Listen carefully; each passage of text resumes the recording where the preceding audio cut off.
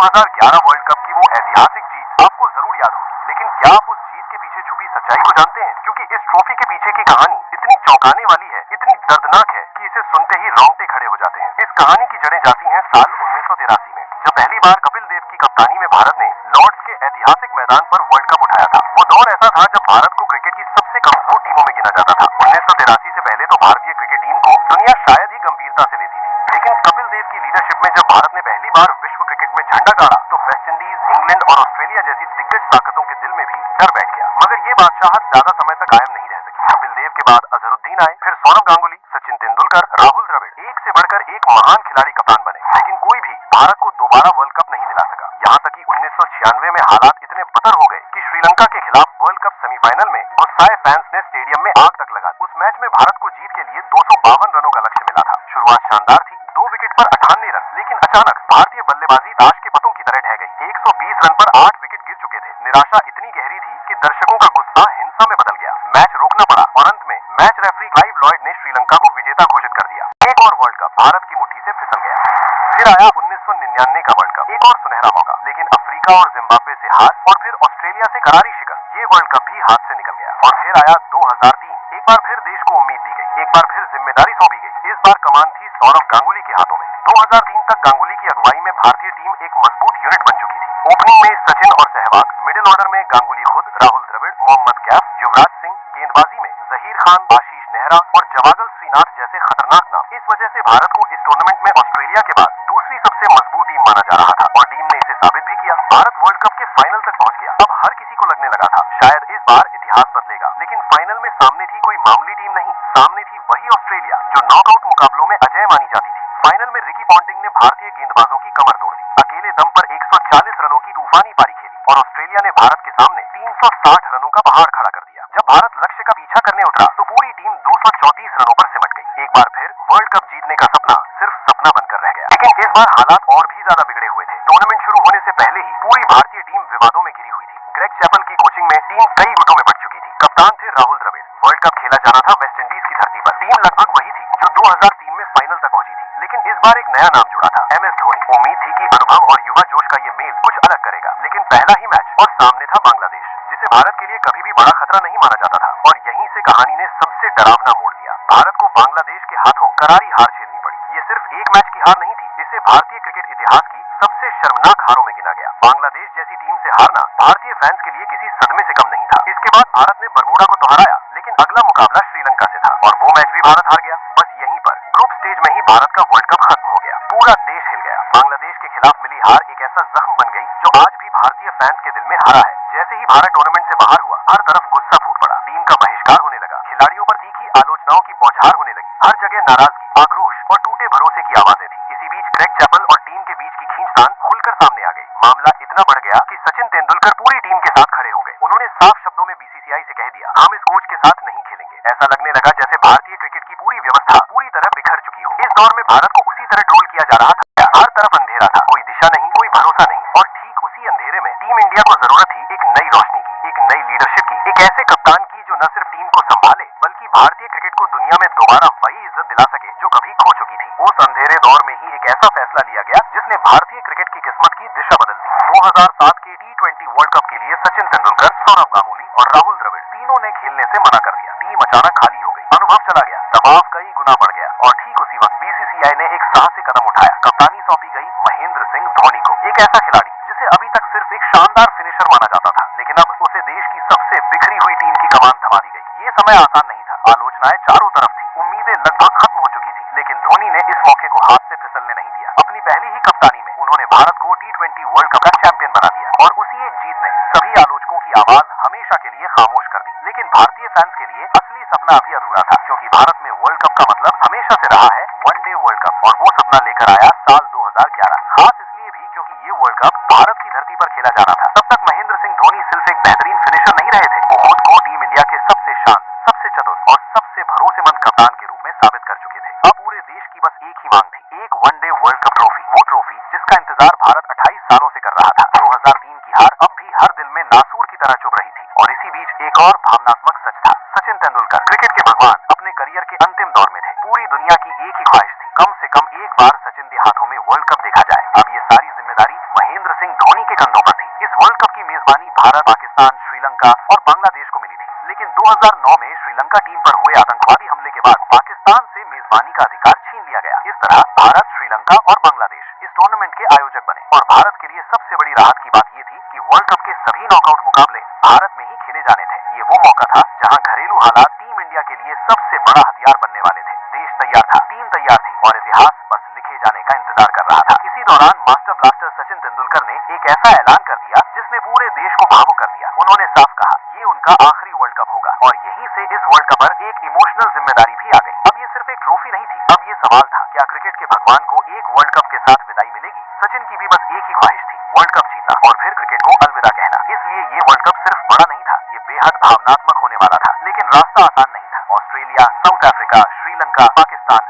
सभी टीमें अपने पीक पर थी, मगर इस बार भारत के पास भी कुछ खास था। हर खिलाड़ी मैदान पर जान देने को तैयार था और सबसे बड़ी बात, टीम की कमान संभाल रहे थे महेंद्र सिंह धोनी। शांत दिमाग, सटीक फैसले और हालात को पढ़ने की अद्भुत समझ। अब शुरू होता है 2011 वर्ल्ड कप। भारत का पहला मुकाबला फिर से उसी बांग्लादेश के खिलाफ, वही बांग्लादेश जिसने 2007 में भारत को शर्मसार किया था। इसलिए फैंस के मन में पुराने जख्म फिर से हरे हो गए थे, लेकिन इस बार हालात बिल्कुल अलग थे। टीम एकजुट थी, पूरी तैयारी के साथ उतरी थी। भारत ने टॉस जीता और पहले बल्लेबाजी का फैसला लिया और फिर वीरेंद्र सहवाग ने तूफान मचा दिया। एक ऐसी पारी जिसमें उन्होंने 175 रन ठोक दिए। साथ ही विराट कोहली ने भी अपने वर्ल्ड कप करियर का पहला शतक जड़ दिया। भारत ने बांग्लादेश के सामने 371 रनों का पहाड़ खड़ा कर दिया। जवाब में बांग्लादेश की पूरी टीम 283 पर सिमट गई। भारत ने अपने वर्ल्ड कप अभियान की शुरुआत एक जबरदस्त जीत के साथ की। अगला मुकाबला था इंग्लैंड के खिलाफ। सचिन तेंदुलकर के शानदार शतक की बदौलत भारत ने 339 रन बनाए, लेकिन इंग्लैंड ने भी लाजवाब बल्लेबाजी की और ये मैच टाई हो गया। ये नतीजा भारत के लिए थोड़ा चिंता का विषय था। फैंस नाराज भी थे क्योंकि जहीर खान को छोड़कर कोई भी गेंदबाज वैसा असर नहीं छोड़ पा रहा था। हालांकि इसके बाद भारत ने आयरलैंड और नीदरलैंड को हराकर ग्रुप में अपनी स्थिति मजबूत कर ली। फिर सामना हुआ साउथ अफ्रीका से और इस मैच में भारत को हार झेलनी पड़ी। अब लीग स्टेज का आखिरी मुकाबला था चेन्नई में वेस्टइंडीज के खिलाफ। भारत ने पहले बल्लेबाजी की। जब सचिन क्रीज पर थे तो एक अंदर आती गेंद पर कैरेबियाई गेंदबाजों ने जोरदार अपील की। अंपायर ने नॉट आउट दिया, लेकिन सचिन अपनी ईमानदारी दिखाते हुए खुद पवेलियन लौट गए। ये पल हर भारतीय के लिए गर्व का था और यही वजह है कि उन्हें क्रिकेट का भगवान कहा जाता है। सचिन के आउट होने के बाद भारतीय टॉप ऑर्डर ज्यादा देर नहीं टिक पाया, लेकिन एक आदमी डटा रहा, युवराज सिंह। चेन्नई की उमस,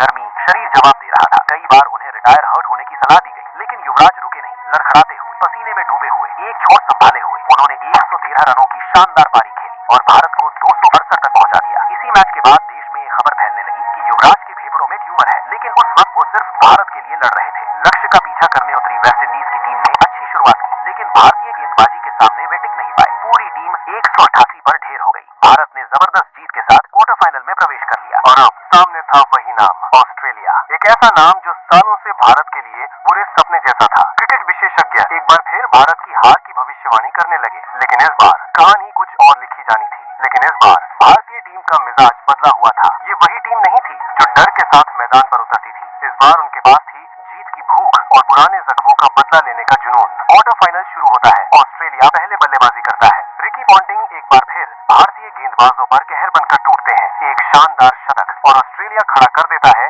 260 रनों का लक्ष्य। ये कोई छोटा टारगेट नहीं था। सामने थे ब्रेटली, मिचेल जॉनसन जैसे तूफानी गेंदबाज। भारत की शुरुआत लड़खड़ाई। वीरेंद्र सहवाग जल्दी पवेलियन लौट गए, लेकिन इसके बाद सचिन तेंदुलकर और गौतम गंभीर दीवार बनकर खड़े हो गए। दोनों ने पारी को संभाला, दबाव को शांत किया और उम्मीद जिंदा रखी। फिर सचिन आउट हुए और एक बार फिर भारतीय बल्लेबाजी डगमगाने लगी, लेकिन इस बार कहानी दोहराई नहीं गई। युवराज सिंह और सुरेश रैना क्रीज पर डटे। दोनों ने मिलकर मोर्चा संभाला और भारत को जीत की दहलीज तक ले आए। आखिरकार एक ऐसा पल आया जो हमेशा के लिए यादगार बन गया। युवराज सिंह ने ब्रेटली की गेंद को बाउंड्री के बाहर पहुंचाया।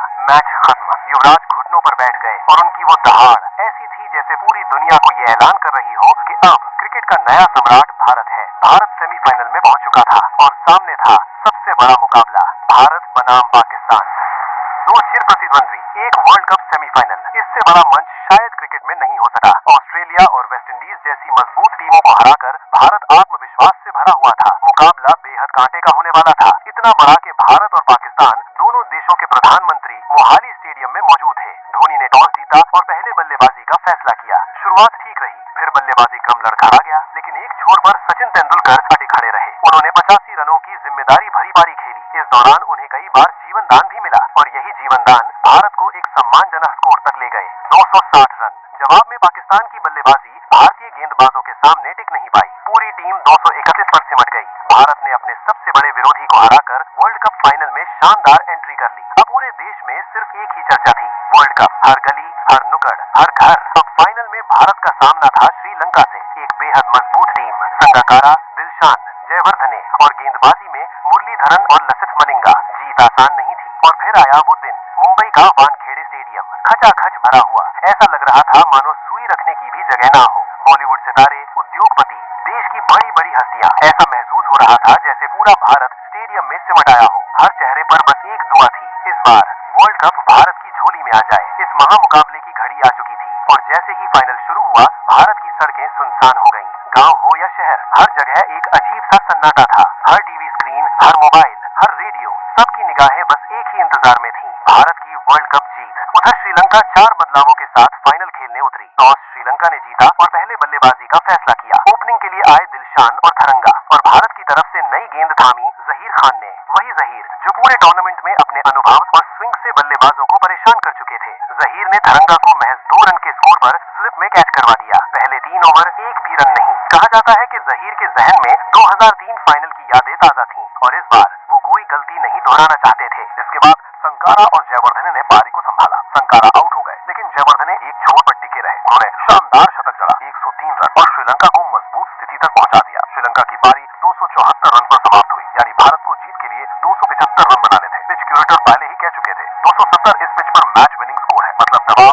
अब भारत पर था। लेकिन भारत को अपनी बल्लेबाजी पर पूरा भरोसा था। अब क्रीज पर आए मास्टर ब्लास्टर सचिन तेंदुलकर और वीरेंद्र सहवाग, लेकिन दूसरी ही गेंद पर लसिथ मलिंगा ने सहवाग को आउट कर दिया। करोड़ों उम्मीदें एक झटके में पवेलियन लौट गई। टीम जैसे तैसे संभल ही रही थी कि अगला झटका लगा। मलिंगा की गेंद पर सचिन कैच आउट हो गए। पूरे देश में सन्नाटा छा गया। लेकिन इसी मुश्किल घड़ी में मैदान पर आए गौतम गंभीर और उनके साथ विराट कोहली। दोनों ने मिलकर 83 रनों की बेहद अहम साझेदारी की। इस साझेदारी की सबसे बड़ी बात यह थी, विकेट भी बचे और रन रेट भी काबू में रहा। इसके बाद विराट कोहली 35 रन बनाकर आउट हो गए। अब भारत को एक नई साझेदारी की जरूरत थी और तभी एक चौंकाने वाला फैसला हुआ। कप्तान महेंद्र सिंह धोनी खुद बल्लेबाजी करने उतरे। युवराज सिंह से पहले पूरा टूर्नामेंट धोनी के लिए खास अच्छा नहीं गया था, इसलिए ये फैसला सबको हैरान कर गया। लेकिन यही वो दांव था जिसने इतिहास बदल दिया। धोनी और गंभीर ने चौथे विकेट के लिए 109 रन जोड़े। गंभीर ने 97 रनों की शानदार पारी खेली। शतक से चूक गए, लेकिन उनके ये 97 रन कई सेंचुरियों से ज्यादा कीमती थे। इसके बाद युवराज सिंह मैदान पर आए और धोनी के साथ मिलकर भारत को जीत के बिल्कुल करीब ले आए। और फिर आया वो पल जो भारतीय क्रिकेट के इतिहास में हमेशा के लिए अमर हो गया। धोनी ने कुलशेखरा की गेंद पर लॉन्ग ऑन के ऊपर से करारा प्रहार किया। छक्का।